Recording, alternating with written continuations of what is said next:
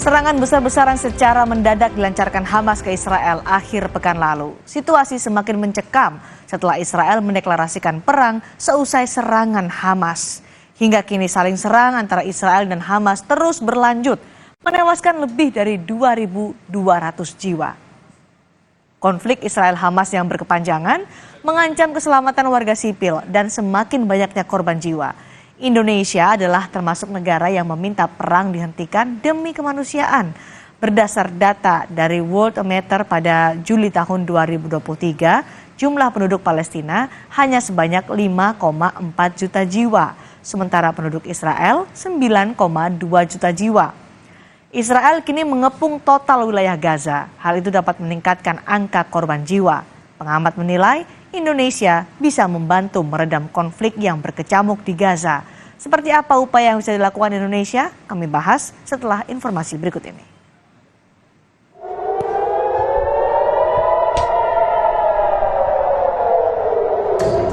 Langit Gaza dihujani ledakan Kamis dini hari. Konflik Israel dan Hamas berlanjut saat pesawat tempur Israel menghantam jalur Gaza. Israel mengepung total wilayah Gaza. Perdana Menteri Israel Benyamin Netanyahu bahkan mengancam akan menghancurkan dan melenyapkan Hamas sama seperti ISIS. אנחנו נלחמים בכל העוצמה, בכל החזיתות. עברנו להתקפה. כל איש חמאס הוא בן מוות. חמאס זה דאעש, ונרסק ונחסל אותו, כפי שהעולם ניסק וחיסל את דאעש. Kelompok bantuan internasional memperingatkan kematian di Gaza dapat meningkat karena wilayah tersebut kehabisan pasokan di tengah blokade Israel. Bahkan warga hidup dalam kegelapan usai pembangkit listrik di Gaza kehabisan bahan bakar dan ditutup. Perang antara Hamas dan Israel memanas, membuat Presiden Joko Widodo angkat bicara.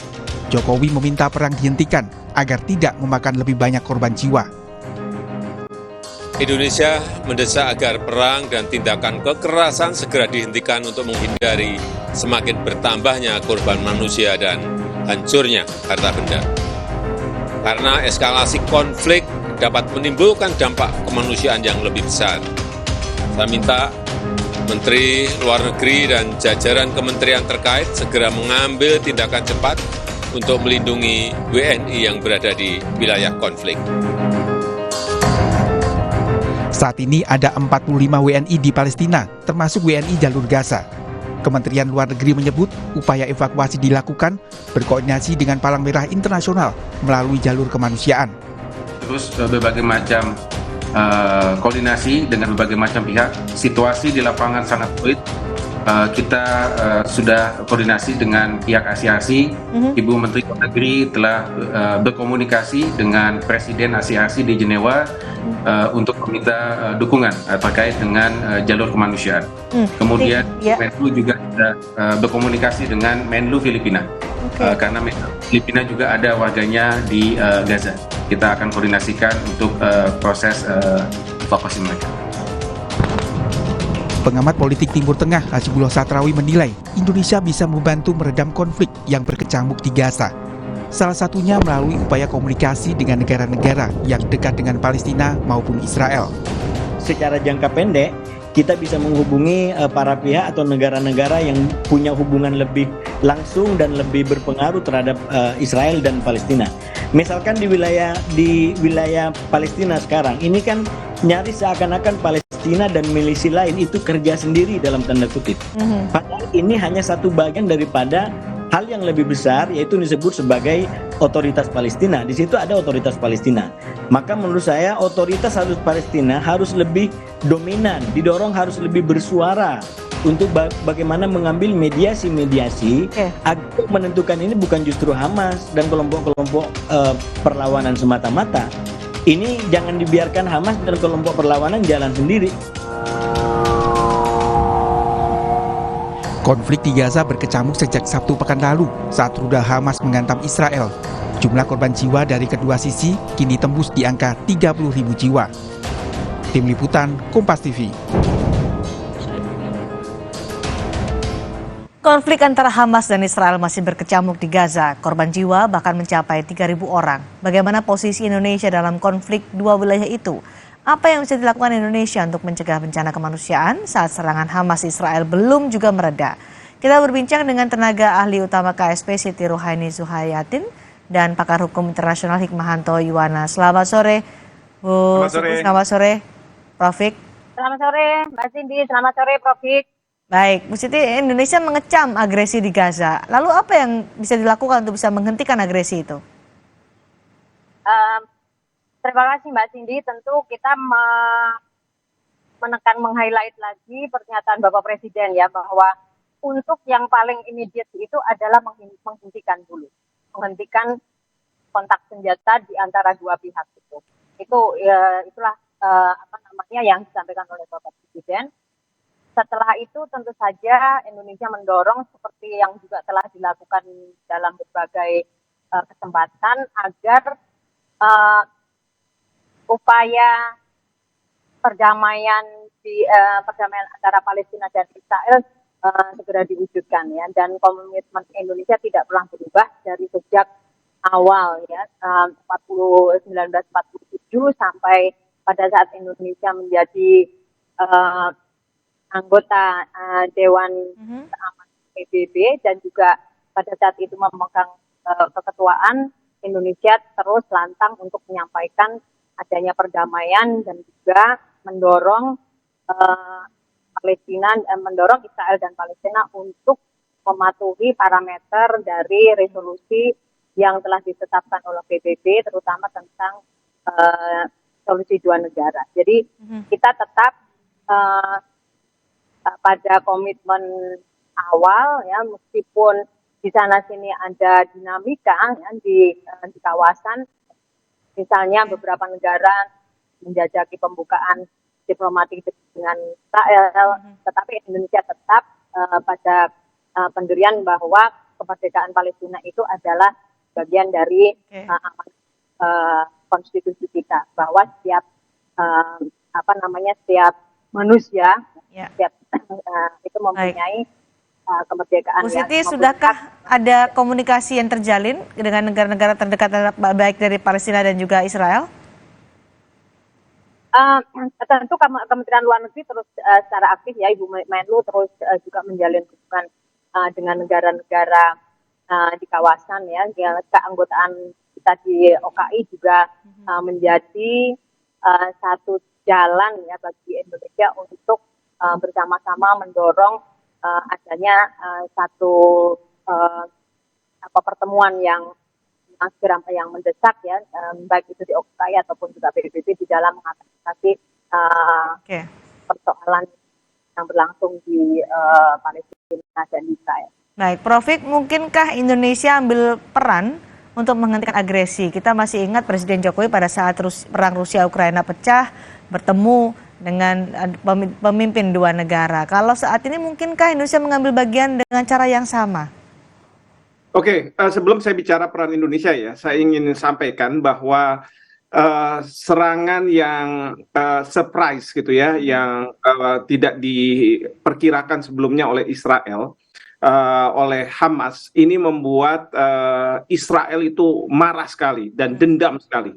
Dan ingat, pada waktu Pearl Harbor diserang secara mengejutkan oleh Jepang, kita tahu bagaimana Amerika Serikat marahnya minta ampun, sehingga dia sampai menjatuhkan bom atom di Nagasaki dan Hiroshima.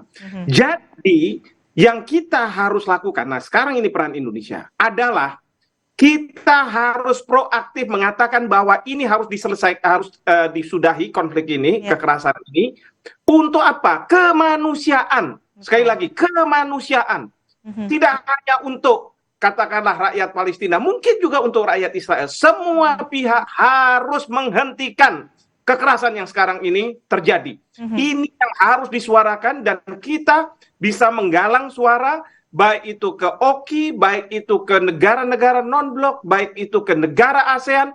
Kita harus lakukan, dan yang paling penting kita harus melakukan lobby kepada Amerika Serikat agar Amerika Serikat tidak mendukung tindakan-tindakan yang zolim dari pemerintah Israel setelah adanya serangan yang mengejutkan ini. Ingat, Presiden Joe Biden sudah dikontak oleh Perdana Menteri Netanyahu. Seolah-olah Perdana Menteri Netanyahu ingin mendapat dukungan dari Amerika Serikat. Dan Presiden Joe Biden mengatakan sebenarnya secara implisit ya silahkan saja. Tetapi kemudian beliau mengatakan bahwa tolong perhatikan hukum humanitar internasional. Nah, ini sudah ada kemajuan dari Amerika Serikat. Hukum humanitar internasional itu tidak boleh menyerang kepada rakyat sipil, baik itu yang dilakukan oleh Israel maupun yang dilakukan oleh Hamas. Jadi kalau mereka berperang, silakan, tetapi jangan kepada rakyat sipil. Dan sekarang jumlah rakyat sipil yang menjadi korban sudah banyak. Oleh karena itu, kita terus harus menyerukan ini. Bila perlu, kita bawa ke Dewan Keamanan PBB, kita bawa ke Dewan HAM PBB, di mana Indonesia sekarang sudah terpilih lagi. Lalu kemudian kita kalau perlu pergi ke Majelis Umum Perserikatan Bangsa-Bangsa, meminta kepada dunia atensi bahwa kemanusiaan yang harus dikedepankan, bukan menentukan siapa yang benar, siapa yang salah, seperti selama ini yang dilakukan oleh Amerika Serikat atau negara-negara tertentu di Timur Tengah yang mereka akan justru memanas-manasi perang ini. Baik, dan Indonesia punya peran yang sangat signifikan ya untuk menjalankan itu ya, punya pengaruh. Sangat amat signifikan, sangat amat signifikan. Punya pengaruh kuat untuk mengambil peran menghentikan perang dengan alasan kemanusiaan. Tapi ada saran juga bahwa Indonesia membukalah komunikasi dengan negara-negara yang dekat dan punya pengaruh baik untuk Israel dan juga Palestina. Negara mana sebenarnya, Prof, yang dianggap punya pengaruh untuk menghentikan agresi? Bisa diajak untuk berbicara mempengaruhi kedua negara itu? Pada saat sekarang Indonesia tidak punya kemewahan untuk mengatakan bahwa kita punya peran atau tidak peran. Harus dilakukan sekarang juga. Yang dilakukan adalah kontak kepada Presiden Joe Biden. Mengatakan kepada Presiden Joe Biden bahwa dunia menginginkan bahwa masalah kemanusiaan harus dikedepankan. Karena Amerika Serikat, Presiden Joe Biden yang bisa berpengaruh suaranya di Perdana Menteri Netanyahu. Bila perlu, kita bicara juga dengan Rusia, kita bicara juga dengan Cina untuk mengatakan bahwa mereka juga menyerukan aspek kemanusiaan yang harus dikedepankan. Nah, inilah yang kemudian akan menekan Amerika Serikat untuk mau bertindak terhadap Israel. Kalau misalnya ini diteruskan, saya yakin yang akan terjadi adalah perang dunia ketiga di ambang pintu. Seperti itu. Perang dunia ketiga di ambang pintu karena kemarahan Israel itu yang tadi Anda sebutkan di awal, Prof.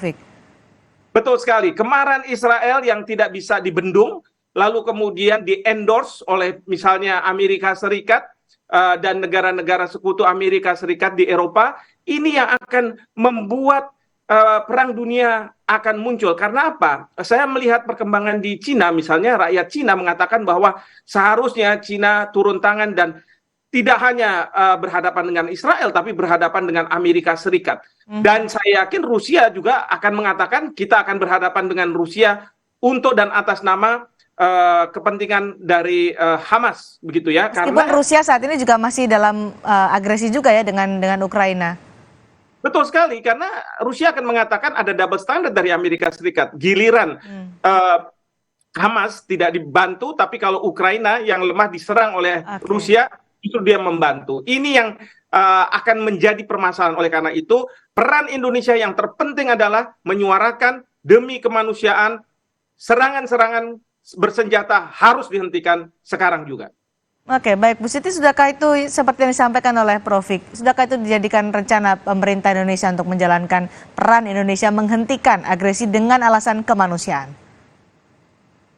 Nantinya tanggal 20 Oktober ini kan akan ada pertemuan GCC dengan ASEAN dan juga Indonesia akan melakukan beberapa pertemuan bilateral, Mbak ya, dan tentu saja ini akan dibawa ya oleh Bapak Presiden untuk berbicara terutama dengan Saudi Arabia ya, dan juga negara-negara yang cukup berpengaruh ya di Liga Arab, karena bagaimanapun Liga Arab dan juga pembentukan OKI itu salah satunya didorong oleh masalah Palestina ya. Oleh sebab itu nanti pada pembicaraan di GCC, meskipun itu kaitannya dengan persoalan hubungan ekonomi, tetapi karena ini ada satu masalah yang sangat mendesak dan tadi disampaikan oleh Prof Hik bahwa kita harus mengambil langkah yang cukup